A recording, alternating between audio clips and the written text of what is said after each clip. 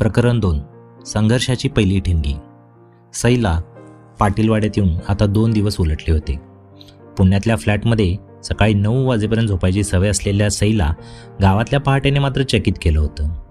पहाटे 5लाच वाड्यातल्या गोठ्यातून गायींच्या हंबरण्याचा आवाज, माईंच्या हातातल्या रवीचा ताक घुसळताना येणारा लयबद्ध गुर्र गुर्र आवाज आणि दूर कुठेतरी मंदिरातून येणारी काकड आरती. सावडे गावचं हे सकाळचं चित्र एका जिवंत पेंटिंगसारखं होतं. सईने अंगावर एक महागडा ट्रॅकसूट चढवला, पायात स्पोर्ट्स शूज घातले आणि कानात एअरपॉड्स अडकून ती जॉगिंगसाठी वाड्याबाहेर पडली. पुण्यात फर्ग्युसन रोडवर जॉगिंग करणं वेगळं आणि गावातल्या लाल मातीच्या रस्त्यावर धावणं वेगळं.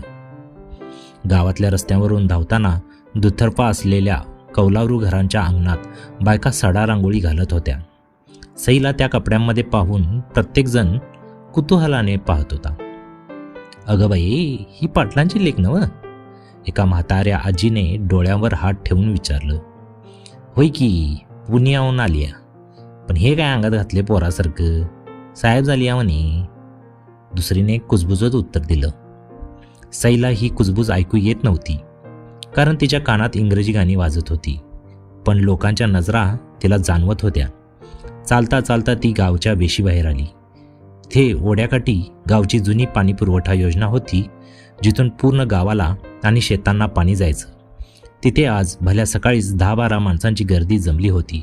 सर्वांचे चेहरे काळजीत पडलेले दिसत होते.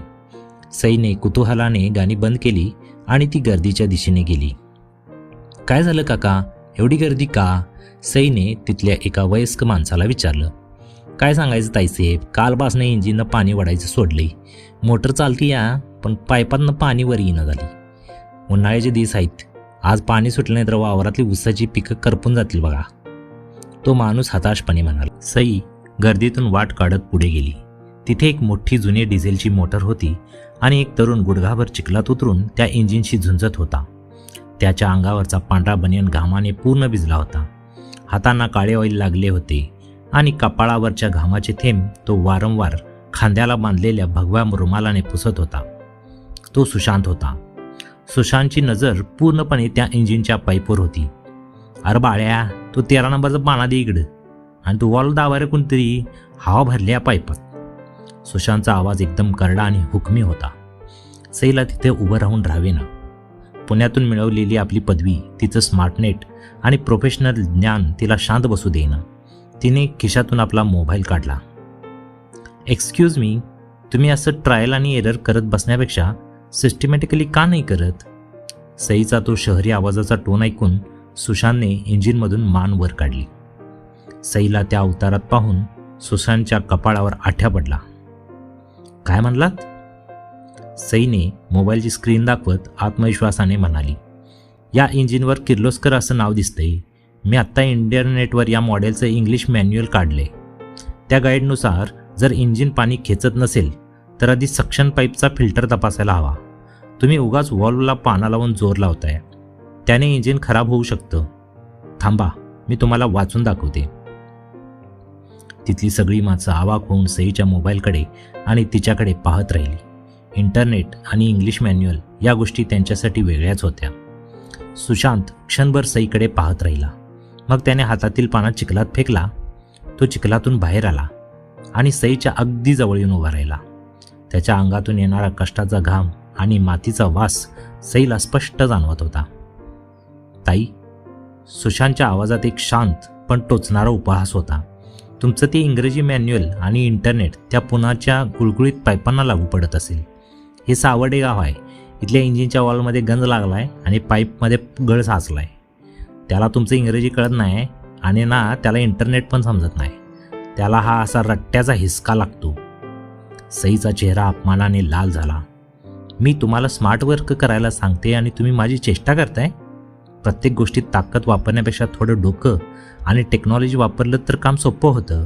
हे शिकवलं नाही वाटतं का कोणी तुम्हाला? सुशांत हसला. त्याचे पांढरे शुभ्र दात त्या रापलेल्या चेहऱ्यावर चमकले. टेक्नॉलॉजी? मॅडम, तुमची इंग्रजी पुस्तकं तुम्हाला एसीत बसून स्मार्ट बनायला शिकवतात, पण आमची ही मातीची शाळा आम्हाला भर उन्हात उभं राहून गावची तहान भागायला शिकवते.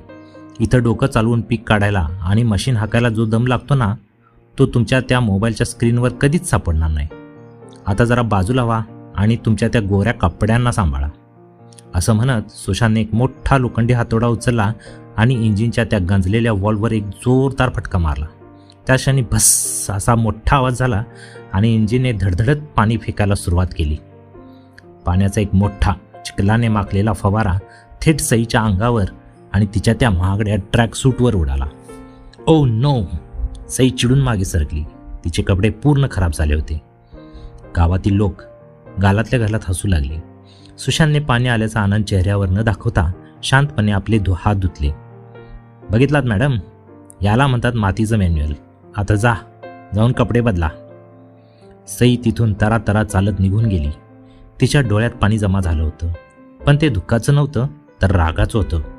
सुशांतने भर चौकात तिच्या इंग्रजी शिक्षणाचा आणि स्मार्टनेसचा केलेला अपमान तिच्या जिव्हारी लागला होता. वाड्यात परत जाताना सईने मूठ घट्ट आवळली.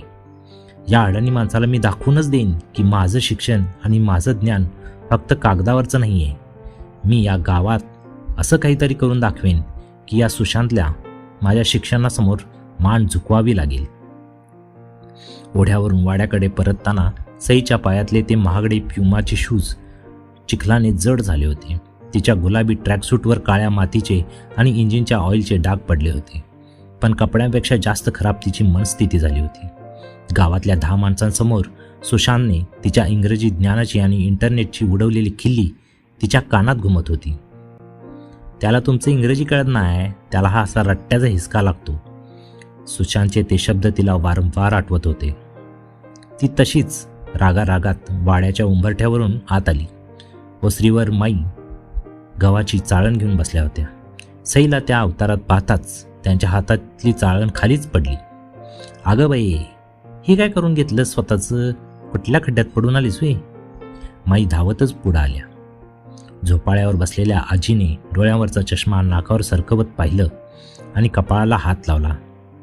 म्हटलं होतं मगाशीच, नको ते पोरांसारखे कपडे घालून गाववर हिंडू.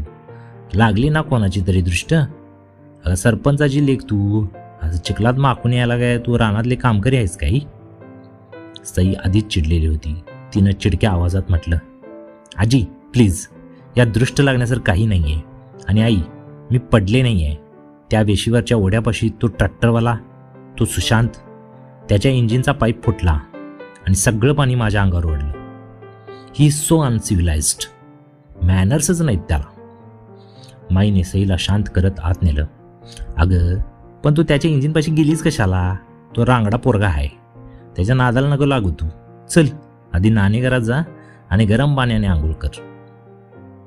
गरम पाण्याच्या शॉवरखाली उभी असताना सईने तो मातीचा चिखल अंगावरून घासून काढला, पण मनावरचा तो अपमानाचा डाग काही धुतला जात नव्हता.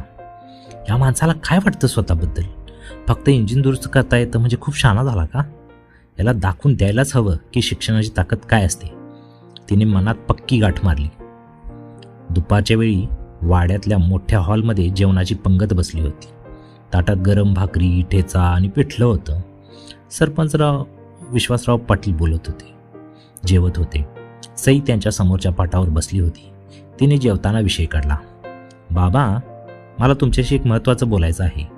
सईने पाण्याचा घोट घेत सुरुवात केली. विश्वासरावांनी घास मोडत विचारले, बोल की पोरी, काय पुण्याची आठवण यायला लागली होय? नाही बाबा, मला या गावासाठी काहीतरी करायचं आहे. मी ठरवले की या गावात एक अद्ययावत लायब्ररी अँड स्टडी सेंटर सुरू करणार आहे. विश्वासरावांचा हात ताटातच थांबला. माईनेही आश्चर्यचकित होऊन सईकडे पाहिलं. वाचनालय? अगं सई, आपल्या गावात 4थीच्या पुढे पोरं शाळेत जात नाहीत आणि जे जातात ते थेट शेतातच राबतात. इथं कोण वाचणार तुझी इंग्रजी पुस्तकं? बाबांनी हसत विचारलं. सईने ठामपणे उत्तर दिलं, बाबा, हेच तर बदलायचं आहे आपल्याला. मी फक्त गोष्टीची पुस्तकं नाही ठेवणार तिथे. स्पर्धा परीक्षांची, MPSC UPSCची पुस्तकं, शेतीविषयी आधुनिक माहिती देणारी पुस्तकं आणि इंटरनेटची सोय असलेले 2 कॉम्प्युटर. गावातल्या तरुणांना, विशेषतः त्या सुशांतसारख्या मुलांना कळायला हवं की स्मार्ट वर्क म्हणजे काय असतं. सुशांतचं नाव निघताच बाबांना थोडा अंदाज आला. सई, तू त्याच्याशी स्पर्धा करायला हे सगळं करतेस काय? अगं 2-4 महिन्यात तुझं लग्न करून तुला सासरी पाठवायचं आहे आम्हाला. हे असले उद्योग कशाला? सईने ताठ मानेने बाबांकडे पाहिलं. बाबा, तुम्ही मला शिकवलं ते फक्त चांगला नवरा मिळवण्यासाठी? माझ्या शिक्षणाचा या गावातल्या काहीच उपयोग होऊ नये? मला 2 महिने द्या. जर लायब्ररी चालली नाही तर तुम्ही म्हणाल तिथे मी लग्न करेन, पण मला एकदा प्रयत्न करू द्या. लेकीचा तो ठामपणा पाहून विश्वासराव थोडे नरमले. पुण्यात राहून तिचे विचार किती प्रगल्भ झाले आहेत हे त्यांना जाणवले. बरं बाबा, कर तुला जे करायचं ते, माझा पाठिंबा आहे. पण हे वाचनालय काढायचं कुठं? आपली जुनी ग्रामपंचायत तर आता धान्याचं कोठार झाली आहे. सईच्या चेहऱ्यावर थोडा उत्साह आला. मी सकाळी गावात फिरताना पाहिलं, वेशीवर एक मोठी चिरेबंदी इमारत आहे. थोडी मोडकळीस आली आहे, पण तिचं लोकेशन एकदम परफेक्ट आहे, शांत आणि प्रशस्त. ती जागा कोणाची आहे बाबा? आपण ती भाड्याने घेऊ शकतो का? विश्वासरावांनी एकमेकांचे हात धुतले आणि टॉवेलने पुसत ते शांतपणे म्हणाले, जागा तर एकदम बरोबर शोधलीस तू, पण ती जागा भाड्याने मिळणं थोडं अवघड आहे पोरी. का? कोणाची आहे ती जागा? सईने आश्चर्याने विचारले. ती जागा आणि त्यामागचं 2 एकर रान सुशांतच्या मालकीचं आहे. त्याचे वडील बबनराव वारले तेव्हा ती वस्तू त्याच्या नावावर करून गेली. तो कोणाला तिथे पाऊलही ठेवू देत नाही. भाड्याने तर देणं लई लांबची गोष्ट. हे ऐकताच सईच्या पायाखालची जमीनच सरकली. ज्या माणसाला धडा शिकवण्यासाठी, ज्याचा अहंकार मोडण्यासाठी हे वाचनालय उभी करू पाहत होती, त्याच माणसाच्या दारात तिला आता जागेसाठी हात पसरावायला लागणार होते. नियतीने हा कसला खेळ मांडला होता? सईच्या डोळ्यांसमोर पुन्हा सुशांतचा तो हसरा उपरोधिक चेहरा उभा राहिला. आता सईला तिच्या इगो आणि स्वप्न यापैकी एकाची निवड करायची होती. तुम्हाला जर ही कथा आवडत असेल तर कथेला लाईक करा, ती कथा शेअर करा, तुमच्या कमेंट्स करा आणि चॅनलला सबस्क्राईब करायला विसरू नका.